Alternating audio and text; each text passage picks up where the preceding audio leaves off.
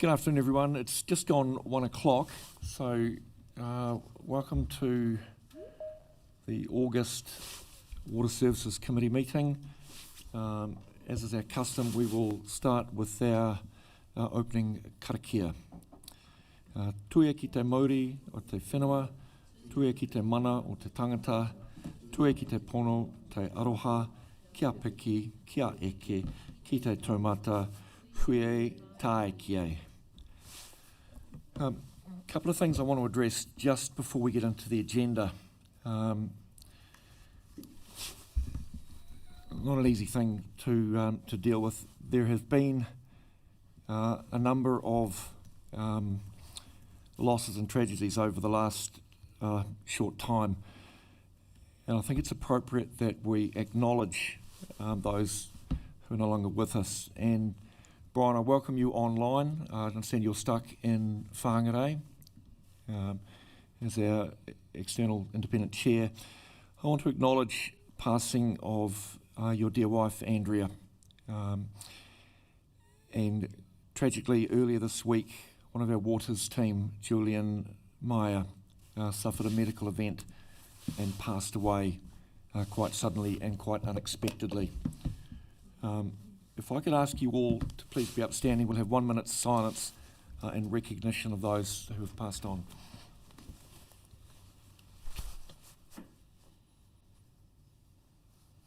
You stand up, please, Duncan.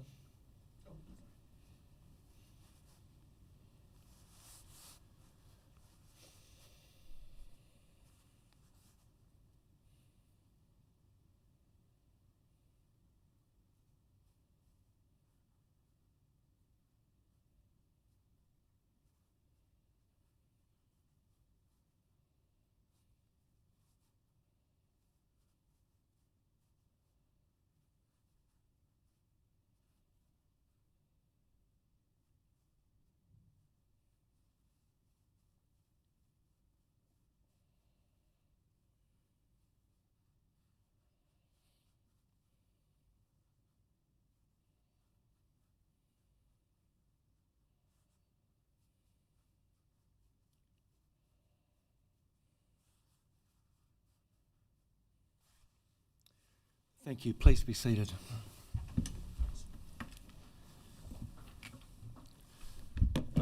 Welcome, everybody. Kyle, I see you're online. Welcome. And Charlotte from Commerce Commission, I see you're there. Welcome to our meeting. So, first of all, apologies. It looks like we have a full house today. Apologies from, I'll accept your apologies for coming online. Brian's weather-related absence, but thank you for joining online with us. We have a mover for apologies. Thanks, Sandra. Seconder. Thanks, Rachel. All in favour? Thank you. Are there any conflicts of interest relating to the agenda before us today? That being the case, we'll move on.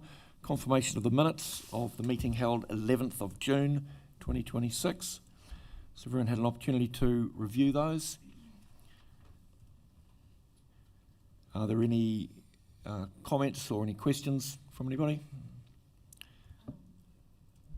Councillor Greenslade? Geordie Gordon. And if we turn our phones off, that'd be helpful. Geordie Gordon.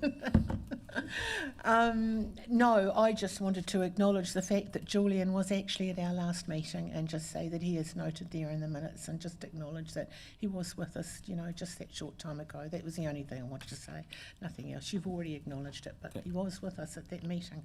Yes, so I'm happy to move those minutes. Thank you. Thank you. Seconder? Councillor Cameron again. Excellent. Thank you. All in favour? All right, and that's passed. Moving on to item 5.1, racing through the agenda. Charlotte, we're over to you.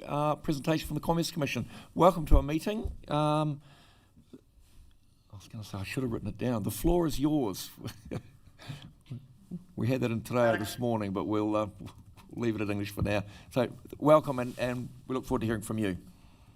Kia ora koutou, and first just also acknowledging those losses and thank you for the opportunity to reflect on them at the start of the meeting with you. Look, I've put together some slides that give you an overview of the Commission's role and what we've done recently, and what we've also done in relation to other organisations. But I'm really in your hands as to what would be helpful to hear from us today. So I will fire up these slides in the first instance, if you can let me know. So are you happy to take questions as we go through, or do you prefer to wait until I'm the very end? happy to take questions as we go through, if that's helpful. Excellent, thank you. So this is really just a starter for 10 to give you an overview of who we are, what the current rules are that apply to water service providers, including yourselves, and how we're trying to support the sector through this transition time. So you probably see the Commission in quite a few different roles. Our regulatory responsibilities are quite wide-ranging as a competition regulator, covering fair trading, and we also regulate monopoly services such as electricity lines companies, gas, and now water. Of the areas of work that the Commission undertakes, I'm here to speak to you about that work in water, and it's our role to influence monopoly infrastructure performance to get better essential services for consumers. So really looking at supporting sustainable and resilient infrastructure and the long-term benefits of those people who use drinking water and wastewater services in New Zealand. So what is economic regulation? It's a way of influencing the behaviour of suppliers in sectors which are important to people's lives and where there could be issues with market power. So when monopolies are in place, we try and influence the prices that are charged and the quality of products and services that are supplied. We also have a consumer protection function under the Commerce Act for water services. Consumer protection is about safeguards for consumer interests, including ensuring regulated suppliers have effective processes in place for consumer complaints and dispute resolution. What have we done so far? So in February this year, we published information disclosure requirements that apply to all councils and all water CCOs that are currently in existence in New Zealand. We require them to share key performance information publicly about their water and wastewater services, and that's not only supplying the information to us, but it's also making it readily accessible and available on their website. I think from what I can see, unfortunately, Taupō didn't meet the first information disclosure deadline of the 7th of August to us and the 1st of August on your website, which is about providing us information on pricing, on dividends, even if that's just a statement saying it doesn't apply to you, and on any IFF funding arrangement relating to water services that you might have, which again probably doesn't apply to you. So we'll be reaching out to update you on that. Submissions to us are generally subject to audit and certification requirements. So certification requirements can be met by one councillor and the CE, but we do require 2 signatories to most of the submissions, and all of that is set out in the information disclosure determination, which is a piece of secondary legislation that we publish. And why do we do this? So it's about shining a light on performance, about being able to understand the supplier's performance for individual consumers and stakeholders, being able to compare that to other suppliers, to identify any issues, and also for people to understand what you're doing about that. So this is the key dates for those disclosures. Again, this is information that is available on our website. And at the moment, you should have your current charges and policies on dividends and funding growth on your website, and they should have been provided to us.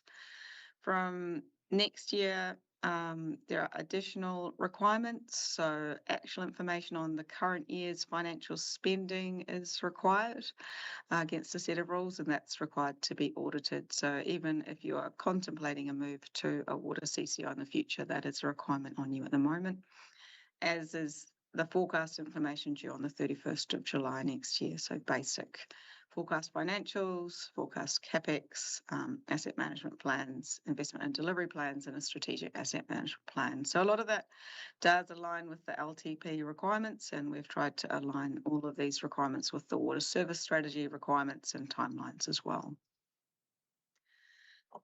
We also have a role in the ring fencing of water revenues. So under the Local Government Water Services Act, you're probably well aware that water service providers must ensure that the revenue and funding they receive from and for providing these services is spent on water services.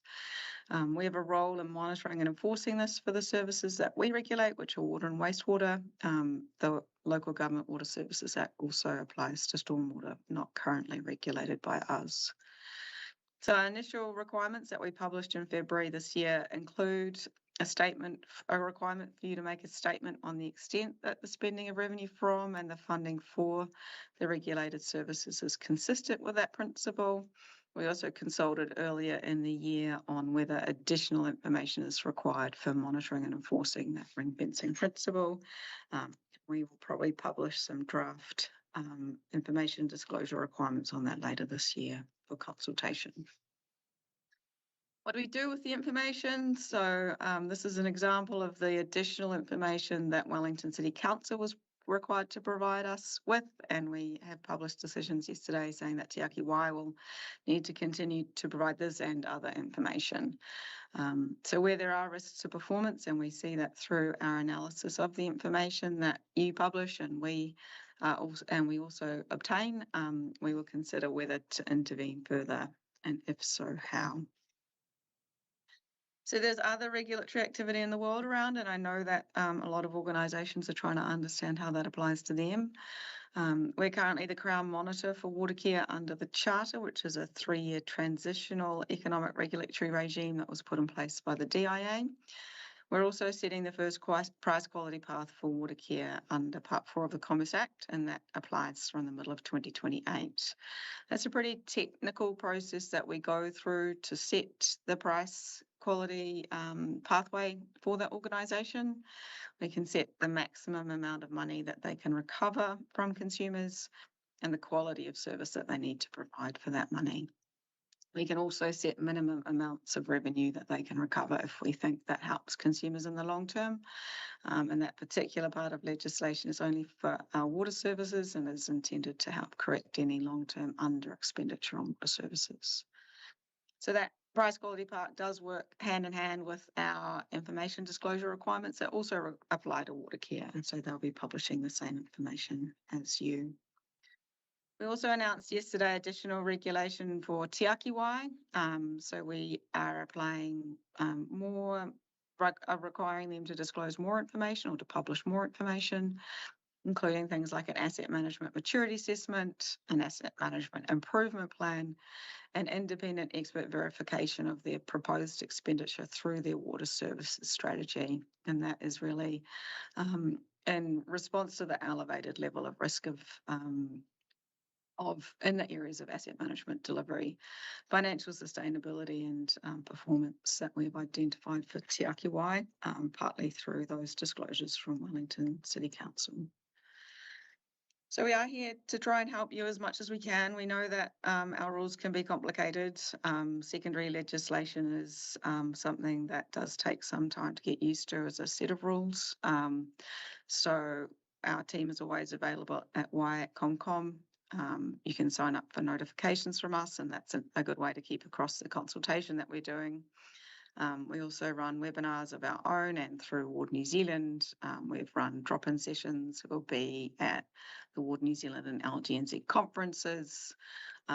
We are working with your auditors, the OAG. So we really are trying to touch people in as many ways as we can. So I'd like to close there, but also thank you for the opportunity to speak to you today. And sorry, Brian, in sharing my screen, couldn't see your hand up. Yeah, Brian, I'll come to you in a second. Thank you, Shai. It was more of a comment and an action point for us. So we'll take on board the reporting requirements and the timelines and take an action point to follow up on that. Tony, you've got a note of that. So thank you for that. Brian, over to you. Hi Charlotte, and hi everyone, and just to the committee, thanks for all the messages I've received in the last few weeks. And sorry I'm not there today. The fog delayed flights out of Whangarei, and then as it happens, the fog was delaying flights out of Auckland to Taupō, so I could have actually made it, but wasn't to know. Charlotte, you talk about in that last slide just the proportionality, and obviously Watercare is a big player, but what's the time frame round, and do you see the DPP type scenario that applies to power lines companies, for instance, coming through into our space? And if that is going to happen, what's the time frame that the Commerce Commission is looking at before all water suppliers are subject to that sort of level of scrutiny? Yeah, thanks for bringing that question up, Brian. I know it's a question that sits out there in the world. Look, next week we're going to publish a paper called Which Tool When to try and answer some of these questions. The intention is not to price quality regulate the whole of the water sector if that's something that can be avoided. Proportionate's a pretty important word to me in that. Setting a price path for someone like Watercare costs in excess of $1 million for us and probably in excess of $1 million for them. And that's certainly not proportionate for smaller communities, right? So really what we want to do is support and encourage organisations to do a better job without us having to intervene, or if you already are doing a great job, to be able to showcase that and for other people to learn from you, right? I think it's also worth noting that in the electricity sector, only about half or less than half of the electricity lines companies are subject to a price quality path through the DPP. There are quite a large number of them that are only subject to our information disclosure requirements. So this model isn't entirely new for the sector, right? And I hope that helps, but I'm happy to dig into that some more if you like. But do you see benchmarking playing a role in how the Commerce Commission, I suppose, interrogates the information for across the sector? Do actually, Brian. I think sort of understanding where you sit, where you're good at things and where you're less good at things is definitely something that our chair is keen to do. So as the information does become available, that's something that we will look to provide. Thank you. Thanks, Kevin. Thanks, Brian. Councillor Campbell. Oh, yeah, look, just a comment / question. Look, value for money infrastructure is a sort of a nice term floating around, and I just want to affirm, I suppose, in a question perhaps to you. I mean, that there are some out there, including I believe even in this committee, who sort of perceive that, oh well, the Commerce Commission have got it covered. They're overseeing us. Maybe we don't need to worry about that so much. But yeah, I mean, I don't read it that way at all. I can see your. I mean, yeah, maximum amount of recovery and minimum service levels, yes, they're certainly high level measures, and as far as I know, the Commerce Commission don't have a team of water infrastructure engineers on board. So I'll just sort of, an example I can think of this council puts out a tender for several $1 million worth of pipe work. Do you have a question for Charlotte? Yes. Can you get to the question, please? Yeah, I'm getting to it. If a council puts out a contract for several $1 million worth of pipe work, I mean, I could imagine you might be interested in the competitiveness of the tender process, and that it is actually competitive. But you wouldn't, and this is the question, I suppose, you wouldn't be interested in, well, what size pipes are we specifying? Are we specifying the right kind of pipes? Maybe we could be doing different pipes, or maybe do we even need to do those pipes at all? I mean, those are the sort of questions I don't imagine the Commerce Commission would be interested in. We don't run your organisation for you, which I think is kind of speaking to exactly what you're saying and to the room. And even if you become the owners of a CCO, we're still not the owners of that organisation, right? So what we might be interested in is innovation, perhaps. So, you know, if there are organisations that are starting to use more pipe slip lining or other tools like that instead of complete replacements. We might showcase that if it's more cost effective and if our information shows it. But no, we will not be making those decisions. Some of that stuff will come through the NEDs as well. So the National Engineering Design Standards, which the Water Services Authority is currently in the process of consulting on. They're early in that phase, so they might have more interest in that. And then that is just is your job to comply. And it's your job to price compliance. What we'll be looking at is it really that next level up, which is how efficient and effective do things look here compared to other places. And, you know, I've been asked if the benchmarking that we were speaking about earlier might look at different sizes of organisations and those sorts of things. And I think that's something for us to think about. But when I see the publications by MSIR on council performance in a stratified way, that's potentially where we'll go. So I hope that answers your question. It's not our job to do your job, but it is our job to try and daylight whether you're doing your job efficiently and effectively for consumers. Oh, it's all good. Thanks. Thank you. Councillor Greenslade. Thank you, Chair. Thank you, Charlotte. That was very interesting. Can you explain a little bit more, please, about your charter with Watercare and now obviously some relationship with Te Ake Wai and why you were involved with them and what that looked like? Yep, that's fine. So Watercare's been on a separate path for economic regulation right through local water done well. So the Local Government Water Services Preliminary Arrangements Act, which is a couple of years old now, set up that interim regulatory function and that interim price bar. So as the Crown Monitor, we monitor that Watercare is doing what it should be doing and we report on its performance. So that's all specifically set out in the legislation as applied to Watercare only. Because Watercare is financially independent as well, a decision was made by the government that they would move straight onto price quality legislation, and that's provided for in the Local Government Water Services Act. So it's very clear in the legislation that Watercare is different.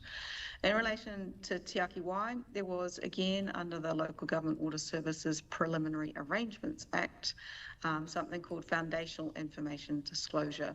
And there was a provision for and I'm going to use the wrong legislative term here, so my apologies, but essentially named organisations to be subject to information disclosure requirements earlier than others.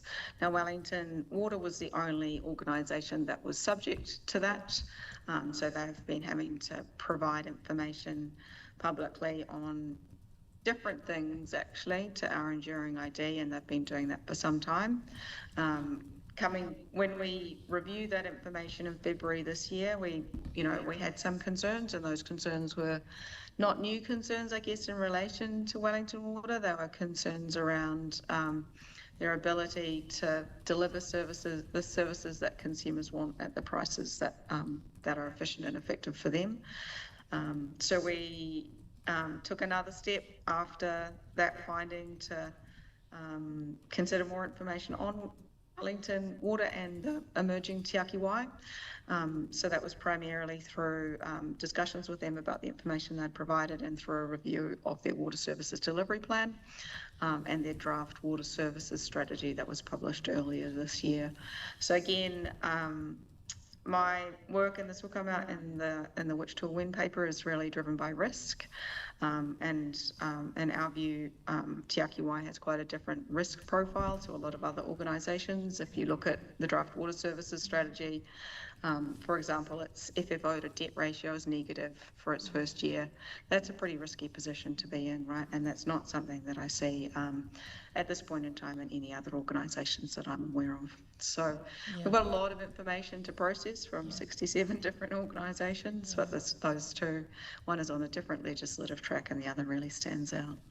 Thank you, Charlotte. And that was where I was going with that, and really what was the situation where you would be involved, and yes, it's around risk, so we wouldn't be expecting to see anything like that. And if our neighbouring Waikato Water get underway and do things the way that they should do, then hopefully that's not something big. Just one tiny little question to tack on the end there.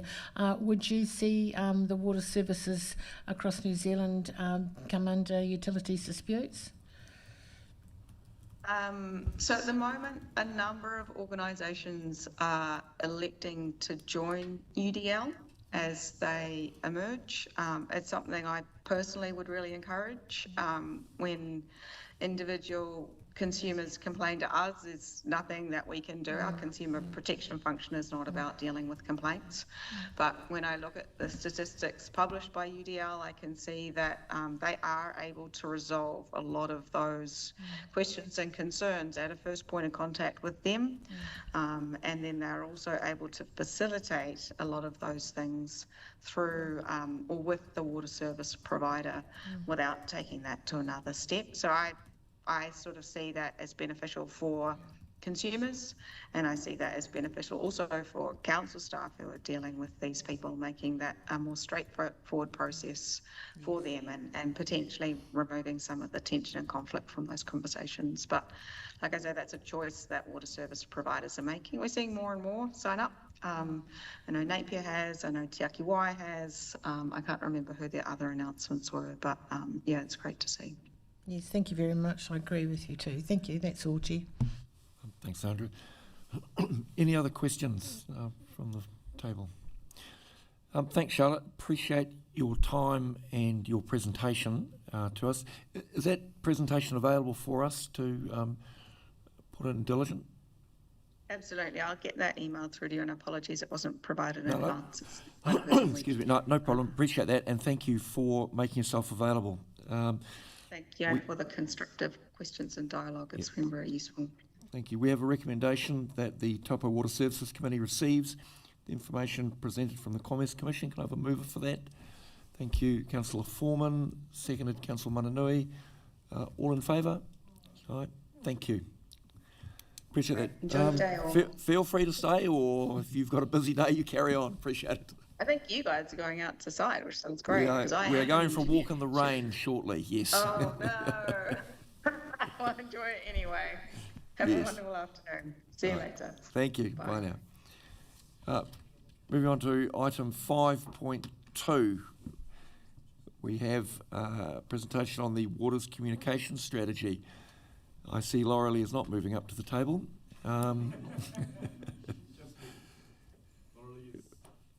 Welcome, Andy Taylor. Hold on for a second.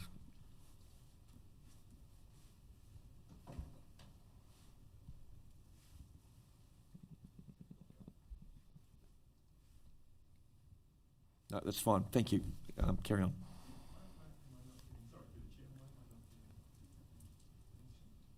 Is your microphone on? No. Plugged in? Let's try the other one.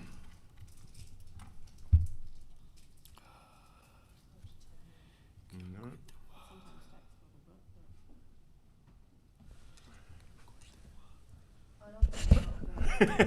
So true, you're in Oh, charge. there we go. You're in charge of communications. Yes, thank you very much. Through the chair, I could do a filler. Are you ready, Andy? Oh. What I was going to say is we kia go. koe te wā, but apparently it's not, although we are ready now. Okay, through the chair, folks, I'm Andy Taylor from the communications team, and I'm here just to walk you through our Three Waters campaign for 2026. This is something we've been wanting to do for a long time. We've always done communication around Three Waters, but it's always been sort of piecemeal. We want to bring it all together into one really big piece of work. So basically, Three Waters is one of our core services at Council. It's what soaks up a lot of our resources, it costs a lot of money, and it's something that affects the entire community.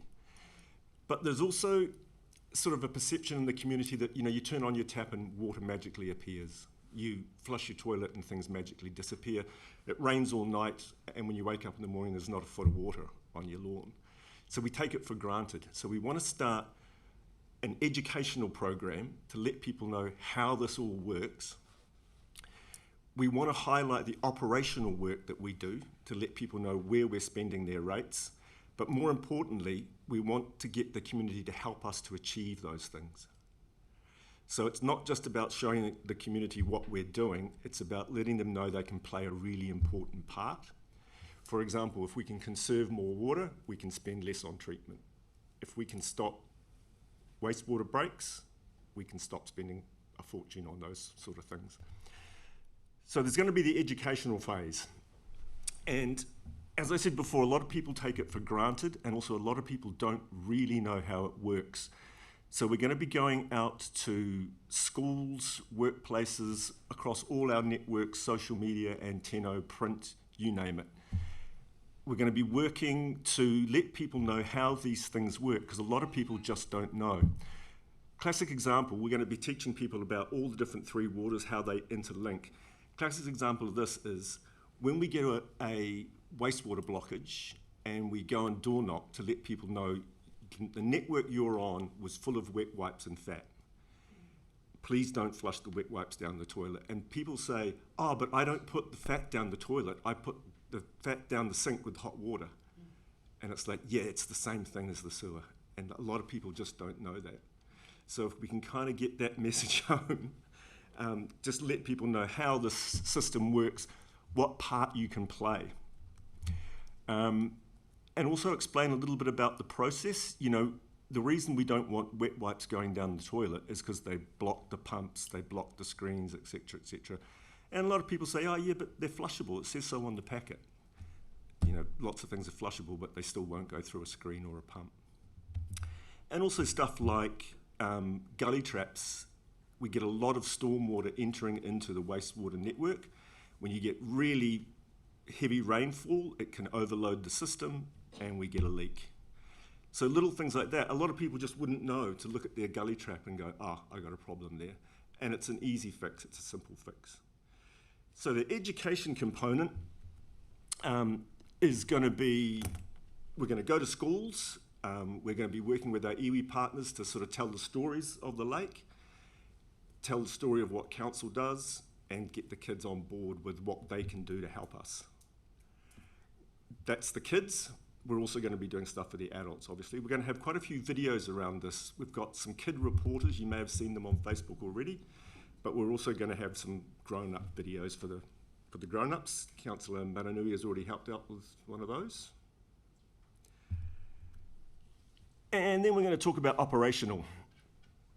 Just to shine a bit of a light on all the work the council does, from regular maintenance, innovative solutions like the worm farm and our Kinlock irrigation system, that just to show people we're thinking outside the box, we're really trying to get stuff done in an innovative way. And again, that'll be videos, social media, antenna, print, we're just going to throw the works at it.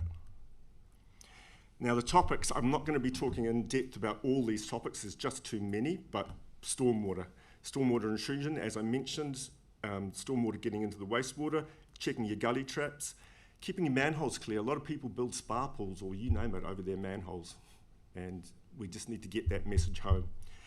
Stormwater gullies, people say, why don't you put swings in the gully? It's not a playground, it's a waterway.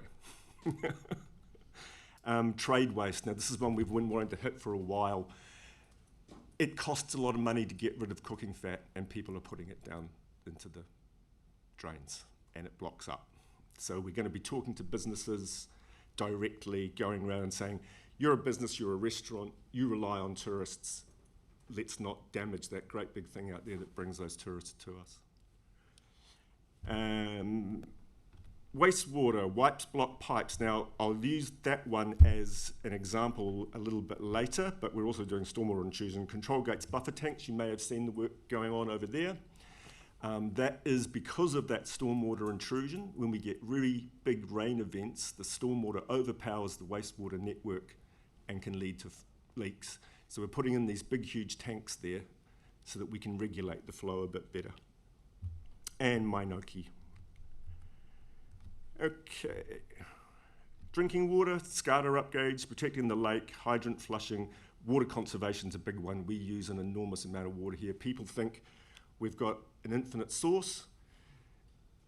Treating it is not cheap, and reporting leaks, dealing with leaks, all that sort of stuff can really make savings for us.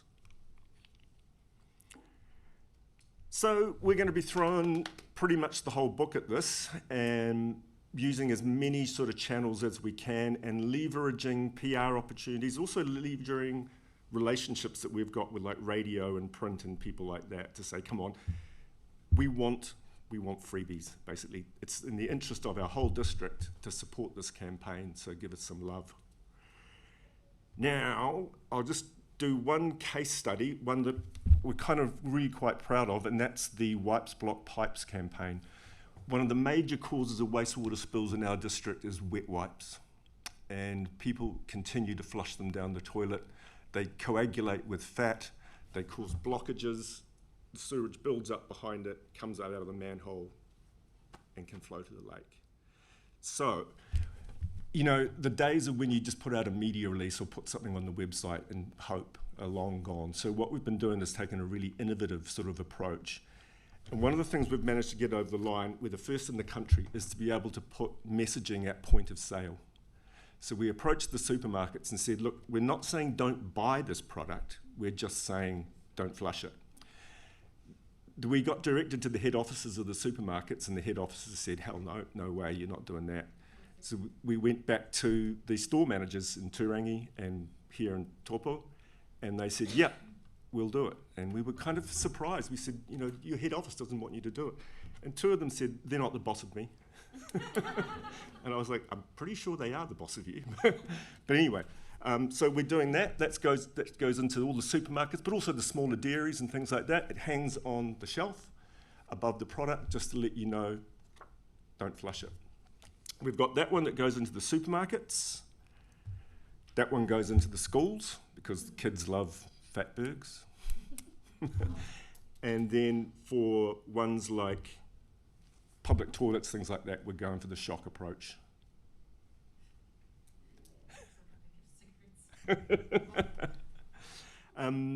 Yeah, so it's going to be pretty wide-reaching, but I think there's real benefits environmentally, but also cost-wise. If we can reduce those overflows, if we can reduce the blockages, if we can conserve water, it's good for us. Happy to take any questions. Councillor Campbell. Yeah, these wet wipes, I mean, they're not just a problem for Taupō, it must be everywhere, surely. Globally. I'm just interested, it seems like the sort of thing that if there's enough concern about, I mean, I've never thrown a wet wipe down the toilet. I'm assuming it's young mothers of young children. Otherwise, why would you throw a wet wipe down the toilet? That's the mechanism, isn't it? Isn't it? I mean, I don't actually know how they get there in the first place. Ask your wife. Okay. Well, anyway, okay. But isn't that enough justification that there should be loud packaging? Loud messages on the packaging, just like, say, cigarettes, to remind not just people not to do this. I mean, it sounds like a big enough problem, but it would justify that sort of thing. Perhaps that's a campaign you could embark on. It is, absolutely. Through the Same, chair, yeah. Johnson & Johnson took the City of Sydney to court several years ago and took them for several $1 million to prove that wet wipes are flushable. They put a Perspex toilet into the courtroom to show that the wet wipe will go down through the toilet, and that is defined as flushable. It's when it gets into the network that it causes the problem. So, yeah. Yeah, through the chair, certainly this has been an ongoing conversation in industry for a number of years. More in New Zealand have been spearheading a lot of the comments you're making, Councillor Campbell. And certainly wet wipes just don't degrade. Toilet tissue, believe it or not, has to go for a testing regime to make sure that it breaks up as it gets into the network. I'm sure you can imagine what that is. But whereas wet wipes do not. And certainly, as Andy's just alluded to, it's when they get to either the plant or pump stations, because they're fibrous, and it causes significant operational costs in the hundreds of thousands of dollars and millions, probably nationally, as well as if you go wider. So yeah, certainly I know Water New Zealand have been advocating and been working with some of those industry people to try and set some standards on what constitutes a wet wipe and the fact that they're not flushable. And of course, I think products are still coming into the country. Okay, so I'll come to you in 600. Brian, online, go ahead. Hey, thanks for the presentation and certainly like the strategy, but I really like the targeted comms. I imagine if we think going forward, we can build up a bit of a database of what this is costing. Because I know the information is pretty good if it comes in your rates demand in a newsletter. It says of the $1,000 you're spending, 400 of it is to fix these issues. So I'm kind of thinking, hopefully, as we build up more information and information disclosure, we actually look at what this is actually costing TDC to manage. And I'm not sure, Tony, how detailed that can be, but I'm sure you'll have a bit of a grasp of what those costs are that are preventable, because I think that is a really good way of communicating to the public that actually, of your $1,000 you're spending, 300 could be preventable. So I'm looking at one or two of the team. I'm not sure whether it's a smile or a grimace in response to that, but yeah, I totally agree. The cost to this every time a pump is taken out of service and needs cleaning or a pipe is blocked, let alone the damage to the environment when it backs up to a stormwater overflow. Yeah, agreed. Sandra? Thanks, Chair. A couple of comments, really. Thanks, Andy. Totally agree with you. I mean, anybody on a septic tank knows all of this, and they get the bill, and boy, they know it even quicker. So, you know, in some ways, it's sort of a shame that we don't sort of have that process in place. Just want to tell you about a campaign that I was involved in back in the 80s in Auckland schools. And it was a campaign that was funded by Auckland City Council, and we went into all the schools in Auckland. I can't remember, it's too long ago. And a giraffe or something, I think, that we took around. So we had a... it wasn't Harold, but it was like Harold. It wasn't Harold, but it was like Harold. So we had a figure, you know, like Councillor Cameron created, you know, before the election, and you know, you get that persona, that figure that talks to the children. It's not adults telling kids what to do, which is an absolute no-no, as we all know, because they do the opposite. So it was this figure that we, you know, had dressed up. I think it was a giraffe, and we went around Auckland schools, and it was funded by Auckland City Council, and it was really, really successful, because in the 80s in Auckland we had huge water shortages, and I think some of you might remember we ended up then having to get water shipped in from the Waikato River.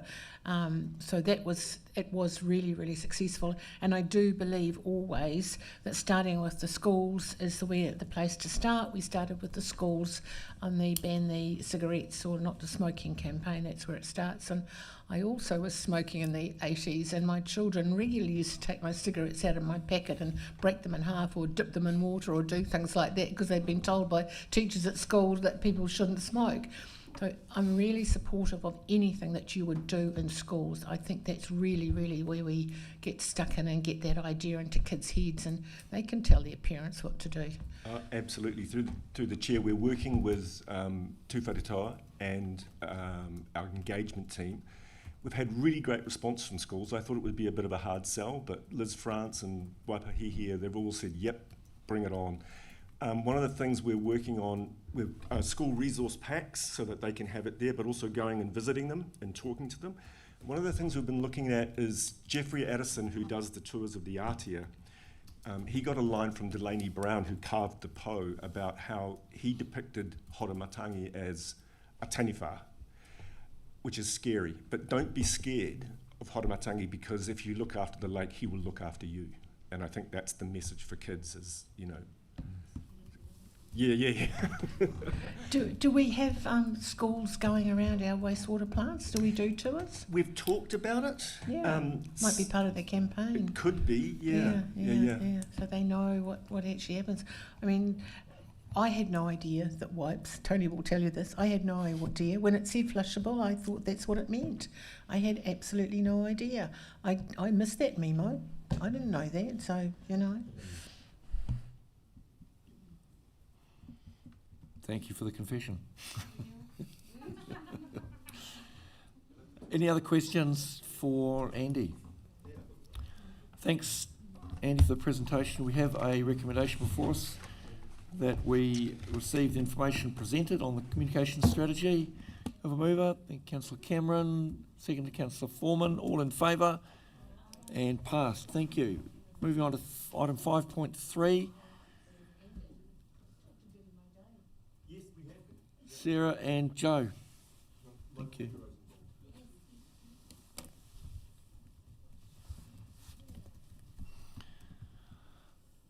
Welcome, team.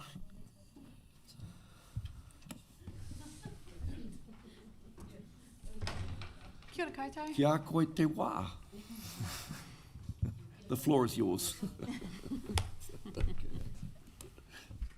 Thanks for having us. We didn't have a meeting last month, I just recalled, so just wanted to maybe quickly remind you of a couple of things that we didn't get to celebrate. Hooray! We did the financial separation. It's not completely done yet, but the team did amazing work to actually get that milestone ticked off on schedule. So the July has kind of been the finance team working closely with the Waters guys to kind of redirect their transactions to the new accounting structure, which will put us in good stead for when we get to doing the disclosures and the reporting that Charlotte was just talking to. So I did just want to highlight that point. I'll take it on myself, the apology on what Charlotte raised, that we haven't quite got the first disclosure up. It is 95% drafted, we just haven't got it up online yet. The policy about, the statement about whether we provide dividends, we don't. It's pretty simple, it's quite clear cut. We're just kind of checking the data on our charges for Waters, which is already on our website, but it's just not targeted in the structure that Commerce Commission wants to see it for the water stuff. As you know, I'm not going to make excuses, but there has been a lot on. So just getting those documents kind of finalised hasn't quite happened. And I just wanted to say that also, as you saw from Andy, the comms team have been doing heaps of great work uplifting our content for the Waters stuff, and part of that, actually, I'm not sure if you mentioned it, but they're just refreshing the website anyway, so all of the Waters information, it's a bit scattered all over the place on the council website at the moment, so they've built a great new structure and layout that we'll put it all together. That'll be, there'll be a nice clear place for us to put our disclosures there, so they can be easily found, so that'll be good. And I think the team are targeting, it's World Water Week, is that right, Sarah? Yes. Coming up. Indeed, and also lakes as well. Okay. So there's 2 of those that week. So Yeah, so they're trying to get the updated website with the new water structure to line in time for that. So anyway, hopefully in the next week I'll get those disclosures up on the website, and that'll be ticked off as well. Sorry, question. Yes. The disclosure, I didn't want to ask Charlotte this because I wanted to check with you guys. Mm-hmm. Is there likely to be any consequences with it being late? We did apologise. We actually asked for an extension for a couple of weeks, but they said we were a little bit late asking for our extension. It was kind of in the middle of Head Start, so we were kind of needing to check a few things just on the policy and stuff. So I don't think there'll be any. It'll probably, they've obviously noticed, but yeah, I expect that we won't be the only ones.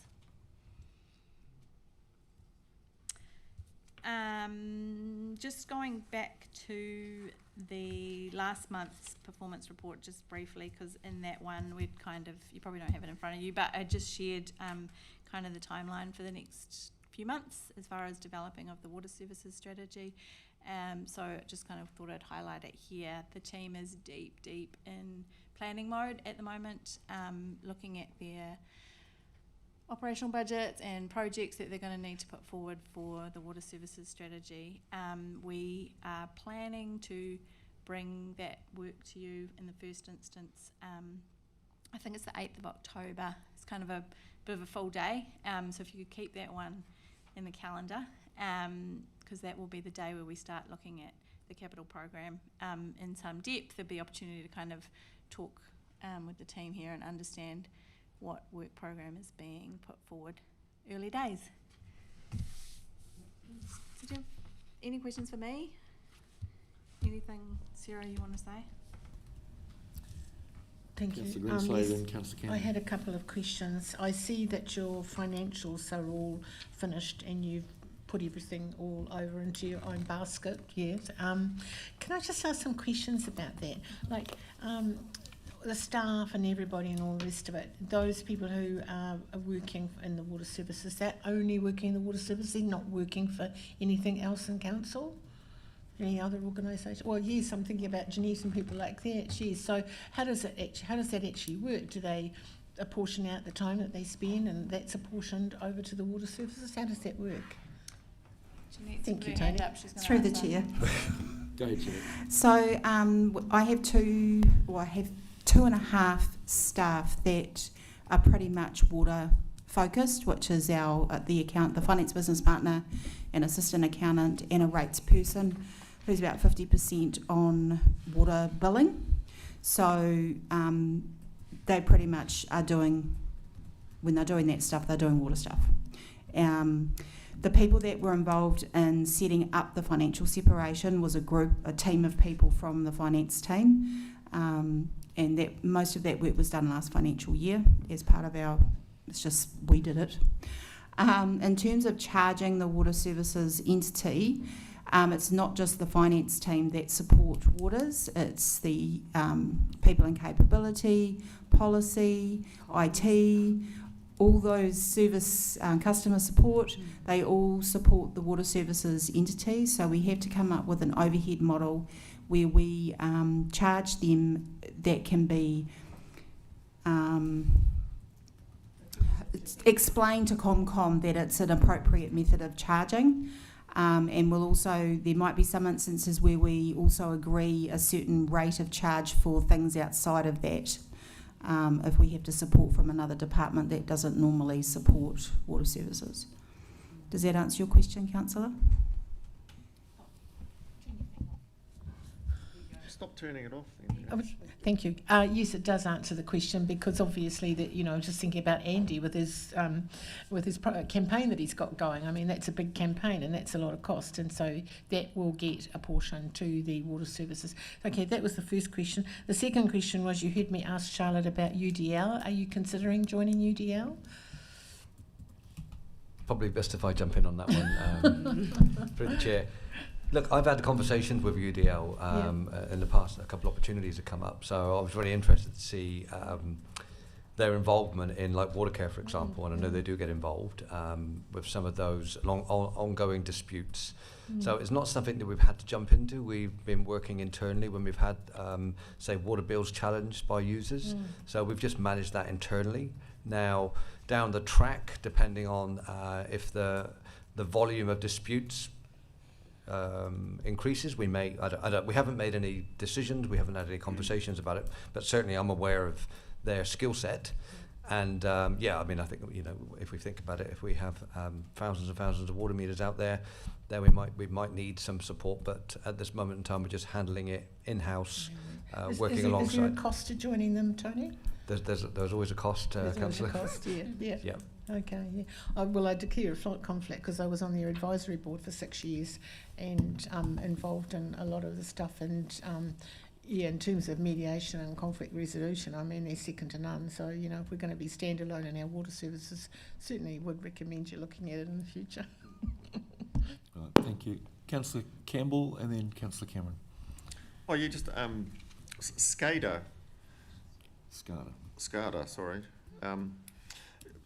On the performance report, I mean, it looks as if it's nearly finished, but it's 91%. But I had the impression that we had a heck of a lot more work after that. Or what am I reading? Is it 91% finished, or was there more stuff to come after?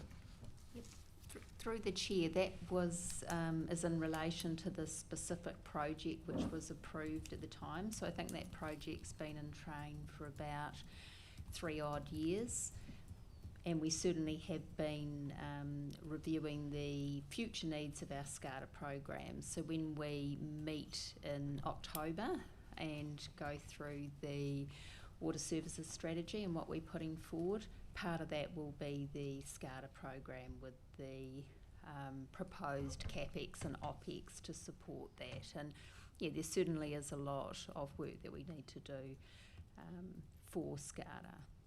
Oh, okay, yes, so more to come, yep. I think just looking at the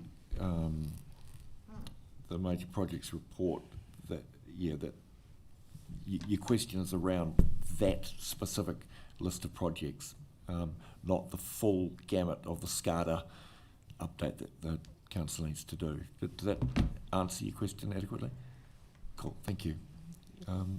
Councillor Cameron. Thank you, through the chair. Just want to acknowledge all the good work to date. I know the timeframes have been almost impossible at times, and especially with everything else on top.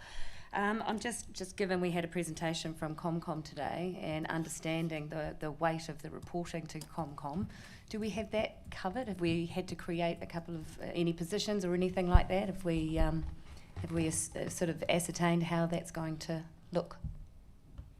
Great question, thank you. I would just say the focus, when we kind of planned the work like a year ago, we're like, okay, we've got to start planning for our implementation of our water service delivery plan, and one of those outcomes is being prepared for the reporting that we'll need to do through the Commerce Commission. Our first hurdle, if you like, was to get ready, and that was the financial separations. We've ticked the big box with the ring fencing, and we've done a piece of work which you didn't really anticipate originally, but really glad we did it, which is we've kind of leaned into restructuring the chart of accounts basically, so that all the accounts and the way they're coding the expenses is aligned with what Commerce Commission is going to expect. So we've kind of like done some foundational work. Now as we're kind of preparing for the water services strategy, we're kind of in a, okay, pause, take a breath, reset. Now we're starting to go back and read those disclosure requirements in detail and then start mapping them against how we're going to get there. Mm-hmm. It's going to be a push to get through all of it, but there's definitely, for the asset management side, they're definitely emphasising that they will take a staggered kind of approach. Like, they won't expect it to be everything all at once. And I even heard the asset expert from the Commerce Commission. She talked to us a couple of weeks ago. She had we had a webinar online just talking about some Q&A, and she was just qualifying that the first asset management plans, it's going to be where are you at now, so that they kind of get that baseline, and then part of the disclosures will be setting out how you're going to improve over kind of the 3 years by 2030. The financials is a little bit different, but that is not too dissimilar to what we already do in terms of the annual report, long-term plan, that kind of stuff. So. Okay. Yeah, so we're checking where we're up to, basically. Okay, thanks for that. Sorry, it's a long answer. That's okay, that's okay. Any risks or any concerns that you can think of that we need to keep an eye on? Probably timelines. Yeah, just on top of everything else, right? Yeah. Just managing and prioritising what's the most critical, I guess. Hence why I might have missed that slight deadline already, but it's okay. Thank you. I know it's all pretty tough and the timelines are tight, so well done. Through the chair, just to add to some of that conversations taking place there. I mean, certainly internally we recognise that there's an awful lot of regulation coming our way across the org. So we are just reviewing where that work goes and that accountability for it. So there's just some work happening behind the scenes on that. And certainly, the team, as Joe's saying, are working really closely with ComCom. They've got some good people. We know that they're going to be stretched as well. And I think this is the importance of where the Water Services Committee is positioned for the team to present the timelines, the due dates, and certainly when it comes to the water service strategy. And again, just giving you some assurance, we have got some internal, like a steering group, another steering group, love them, where we'll be looking to make sure that we've got all that in front of us, and then be sharing that and being open and honest and upfront where we're not getting to. But certainly it's a starting point, as it says, with the Commerce Commission. But it'll be interesting to see where things progress with them.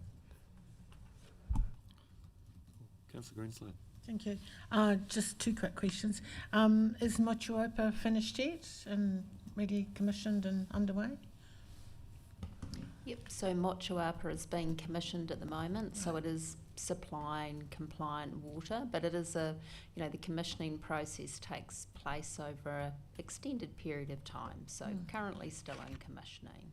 Okay. The other one, a little bit more complicated. We've got a big water contract out at present. We talked about it last month.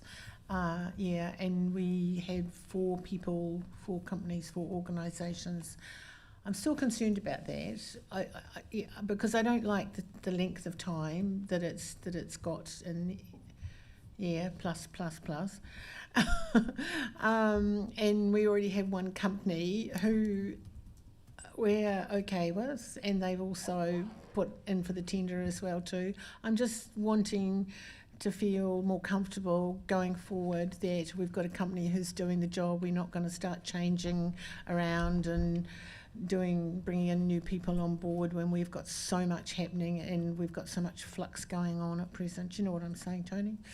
Yeah, through the chair. Yeah. I hear your concerns, Councillor, and certainly to give you assurance, the great thing about going back out to the market is we're always able then to incorporate new clauses in our contract to work smarter, gather more data, and really keep those contractors working as they should be. So I think we've got that opportunity with the new contract document. We're still learning, and then we do look around and see how other councils operate as well as other entities. So I acknowledge your point. I mean, we also have to make the contract viable for a contractor to invest, irrespective whether it's the incumbent or whether it's new contractors. So there is a minimum kind of viable time frame that you need. The team are going through the process. It's a pretty strict procurement process. There's evaluations that have to take place against some pretty stringent requirements, and the list has already been whittled down. Whittled down from the 4. Well, just as we've gone through, we've gone out to the market and we've invited tender. So we've already we're down to I think I can. You've 4. got 4. Yeah, we've got 4. At present, Yeah, 4. I think that's what I do remember they saying it last time. Yeah, that's what we were talking about last month. Yeah, it has been on my mind, and I hear what you're saying, making contracts viable. But when we've already got contracts in place, they've got all those things already in place, and yes, giving them a little bit tighter things to work around is never a bad thing. But yeah, I'm just concerned that we've got so much. The amalgamation, particularly, really is those, the thing that's sort of been landed on us. Since you put those contract documents together, and just still concerned about it, that's all. Through the chair, I sort of take a different view, I suppose, just on the basis that I think that it's important for contractors not to get complacent, that they're just going to have a rollover. So I do think it's good practice to encourage that competition amongst contractors so that we can be sure we're making the best decisions financially for the people of the district. Right, thank you. Any other questions? Any other aspects to your presentation? Thanks very much. We have a recommendation before us that we receive, as soon as I find it. Found it. Receive the attached water services performance report. Can I have a mover for that? Mayor John. Seconded. Councillor Foreman. All in favour? Aye. Aye. Thank you. That being the end of the agenda, we will close the meeting shortly, but we have, now it's conveniently stopped raining, I noticed looking out the window. We have a tour of our water treatment plants immediately following this. Brian, we'll leave you in the Corrie Lounge, whichever city you happen to be in right now. Thank you for attending online. Appreciate your time today. If we could have Thank you. The closing karakia. Unuhia tarito o tēnei hui, kia wātia e ronga, kia wātia e raro, aro ki te tika, aro ki te pai, hui tākia. Thank you everyone for your attendance today. Call this meeting closed. Thank you.